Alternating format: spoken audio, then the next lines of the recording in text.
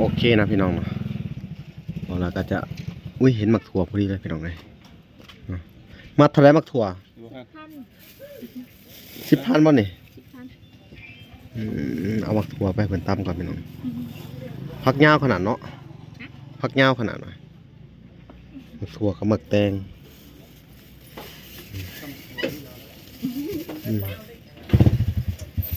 เอา2อย่าง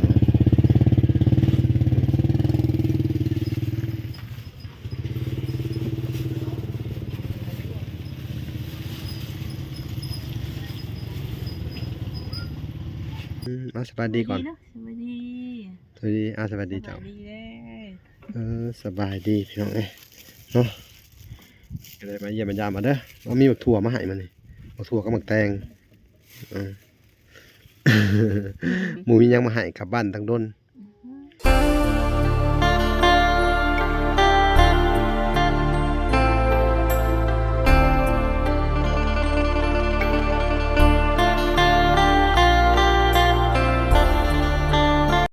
โอเคนะทุกคนกับสบายดีพ่อแม่พี่น้องเบิดสุขสุขคนเนาะ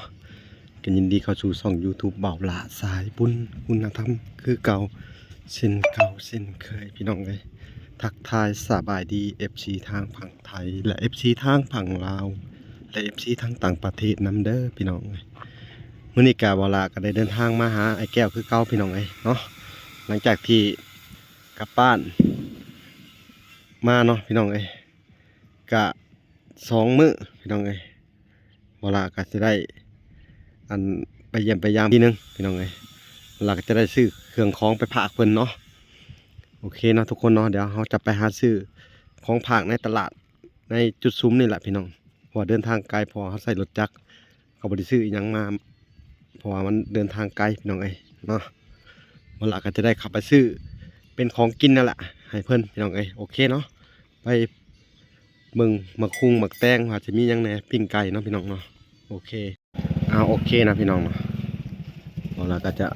อุ้ยเห็นหมักถั่วพอดีเลยพี่น้องเลยมาเท่าไรหมักถั่ว10,000บ่นี่เอาหมักถั่วไปเพิ่นตำก่อนพี่น้องผักยาวขนาดเนาะผักยาวขนาดหน่อยหมักถั่วกับหมักแตง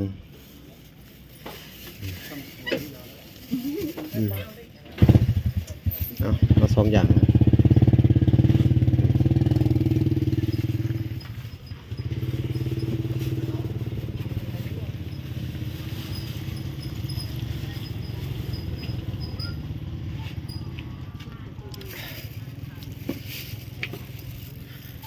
โอเคนะพี่น้องเนาะ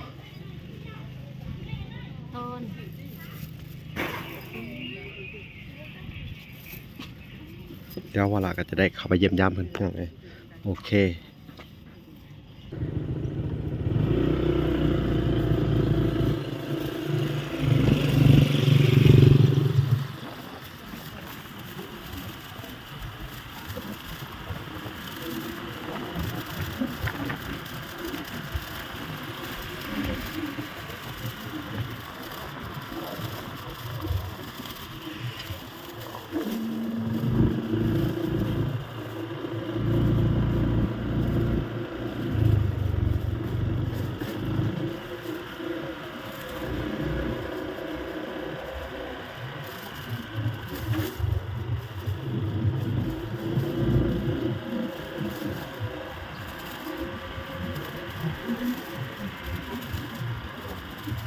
อุ้ยพี่น้องเอ้ย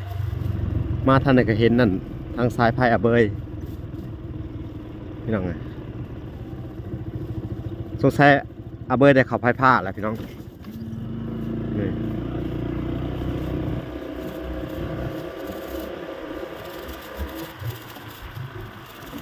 ได้ขับพายผ้าแน่นอนชัวร์เลยดีใจทั้งก็ดีใจนำมาบ่าวเบยเพิ่นพี่น้องเลยโอ้เข่าไพ่แล้วต้น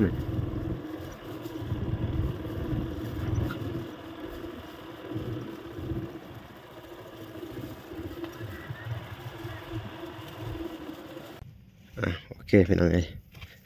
เราก็จะได้มาเยี่ยมยามเพิ่นพี่น้องเลยเป็นอะไรนะสบาย ดี คืองอแงสบายดีก่อนลุกขึ้นมาดิ นั่งดิลูก นี่ดิเอาเดี๋ยวไปทางใดบาทนี่ อดิวไปกับพ่อ สบายดีก่อน เนาะสวัสดี สวัสดีสบายดีเจ้า สวัสดีเด้อ สบายดีพี่น้องเอ้ยเนาะก็เลยมาเยี่ยมมายามมาเด้อเอามีบักถั่วมาให้มันนี่บักถั่วกับบักแตงหมูมียังมาให้กลับบ้านทั้งดน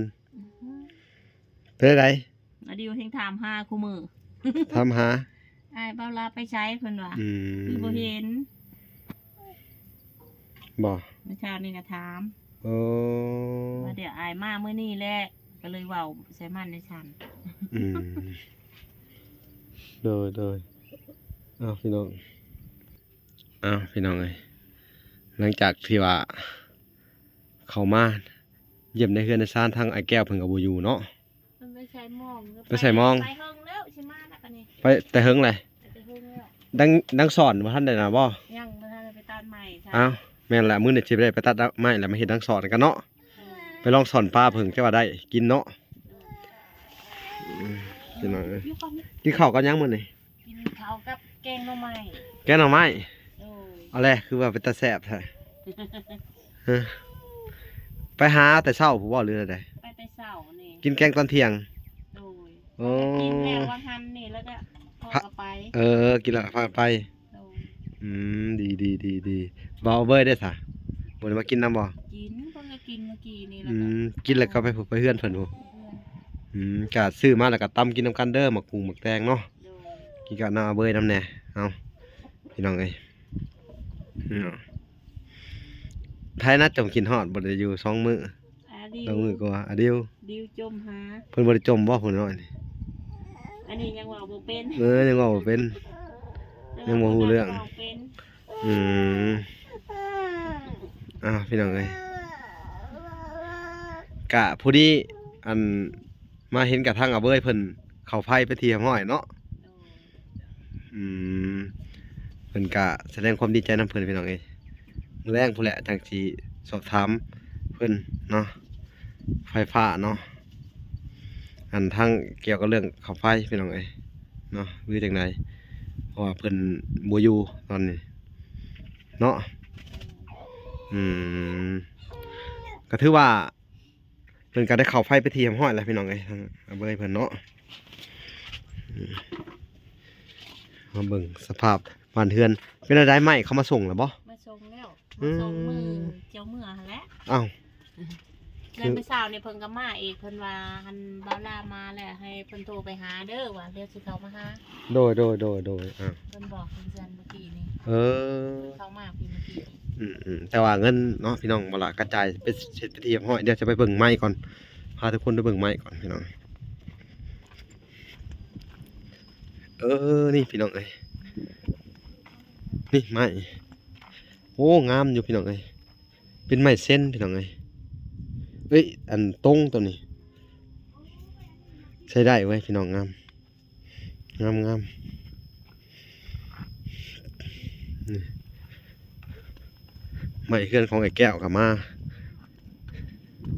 ในเป็นส่วนของอันตรงพี่น้องเอ้ยเนาะแล้วเขาจะสั่งพวกอันไอ้ซีญัวเนาะหลังคาพี่น้องเอ้ยหลังที่ได้ย่อเฮือนย่อซานได้เนาะโอ้ยก็ยังขาดเหลือหลายพี่น้องเอ้ยเนาะไอ้แก้วนี่ก็น่าจะขาดแบบทำนี้อันไม่เสร็จแล้วก็ยังเงินอีกพี่น้องเอ้ยขาสร้างอีกพี่น้องเอ้ย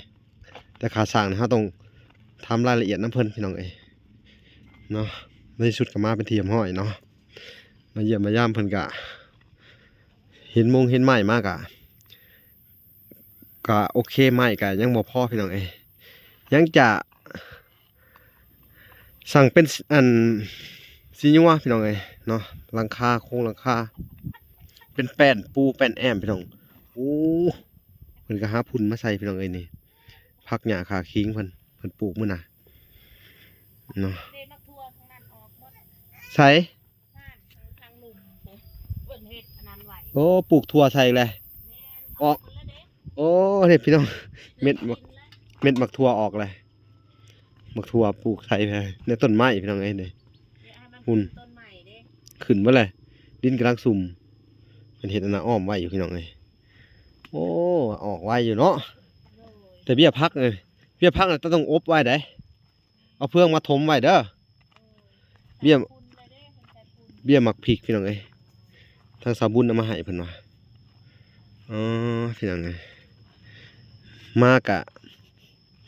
เยี่ยมยามเพิ่นมื้อนี้กะเห็นไม้ก็มาอันที่สั่งไว้กับไม้ก็สั่งไว้ก็ได้มาแล้วพี่น้องเอ้ยเนาะ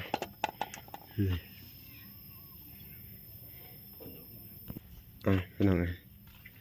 ก็ถือว่าจะเข้ามาพูดคุยกับเพิ่นอีกทีนึงเนาะสาวบุญบ่ทันได้มาเนาะ ย่าง คือเราเพิ่นมาเข้าไฟสะดอก เห็นว่าเพิ่นสิมามื้อนี้บ่ บ่ นี่บ่พรเด้อ บ่พรก็มาแล้วเนาะพี่น้องพวกเพิ่นมาถ่าแล้ว2-3มื้อแหละ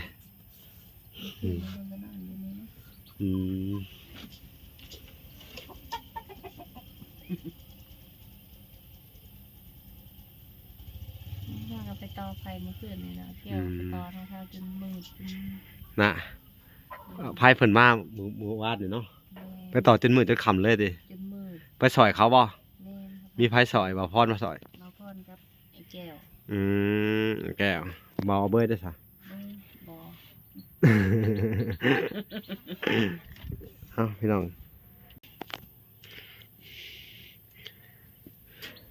มื้อวานนี่บ่ได้ไปใส่บ่มอง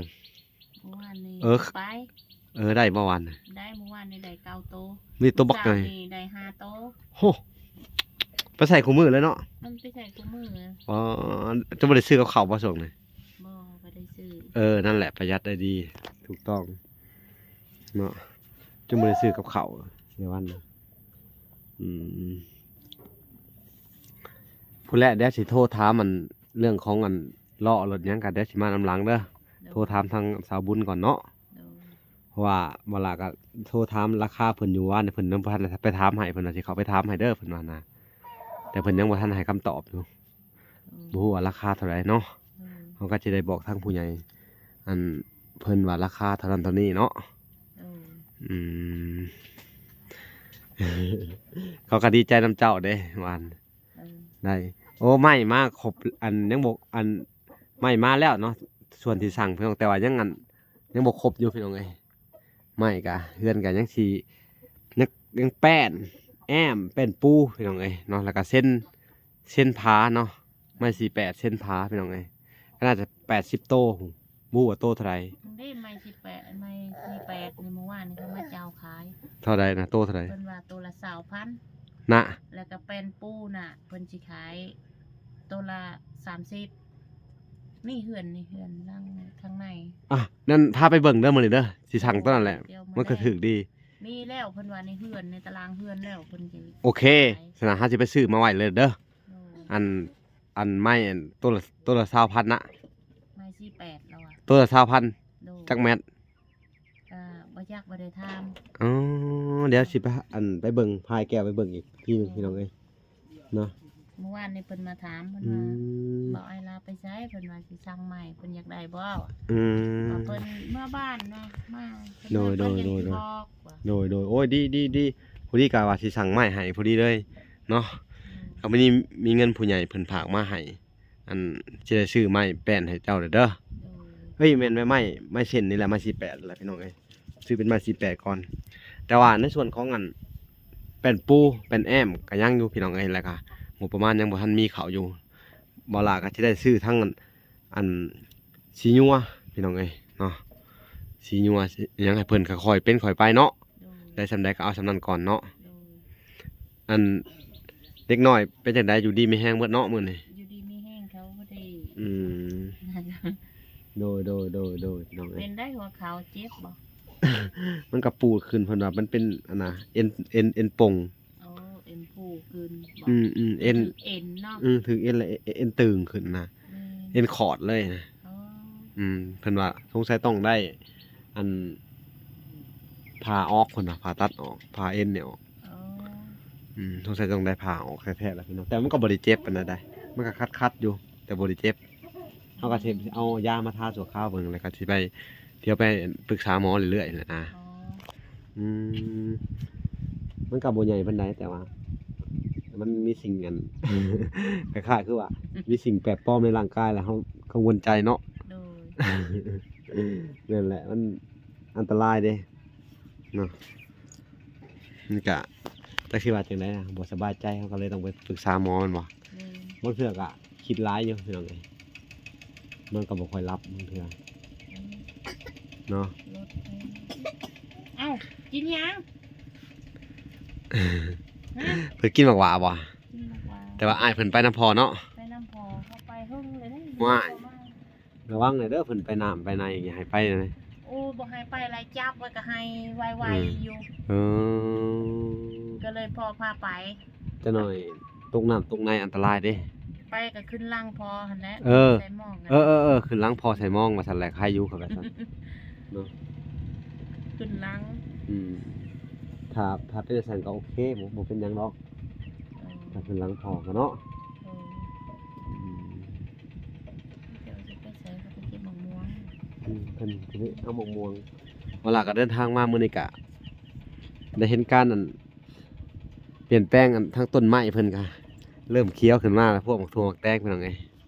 ก็ดีใจนํเพิ่นเนาะกับหมักพริกก็สิได้กินอยู่ดอกเบิ่งทรงนี่พดน้ำเอาเด้อ ดู อืม ทุกมื้อแล้วตอนเสาร์ตอนแรง ดี มันเคี่ยวเลยได้ค่ะก็2 วันหนึงปลูกแม่บุญเรามาให้มันน่ะ โอ้เขียวติดแล้วเนาะ ติดแล้ว ติดไวอันนี้พี่น้องเอ้ยเอ้าก็ดีสู่ต่อไปเนาะ อืม ก็คอยรุ่นคอยติดตามกันต่อไปพี่น้องเอ้ยว่าจะเป็นจังไดต่อเนาะว่าทางมะละกะอันลงมาคราวนี้ก็จะอยู่อีกประมาณ 3-4 มื้อเนาะพี่น้องเอ้ยอยู่เป็นหมู่เป็นเพื่อนซุเพิ่นพี่น้องเอ้ยคอยติดตามวิถีชีวิตเพิ่นไปเนาะอืมเป็นจังไดก็สู้คือเก่าเนาะ โดย ก็มีข่าวดีหลายๆอย่างเข้ามาทั้งสะบุญเพิ่นข่าวว่านับกับเจ้าว่าจังได พันยา อืม กาแฟเอามาให้หลังคาเล็ก โอ้เพิ่นสิสั่งเป็นอารถซิ่ง แม่น โอ้อะไรคือเป็นข่าวดีแท้บาดนี่เอ้าพี่น้องเอ้ย นั่นแหละ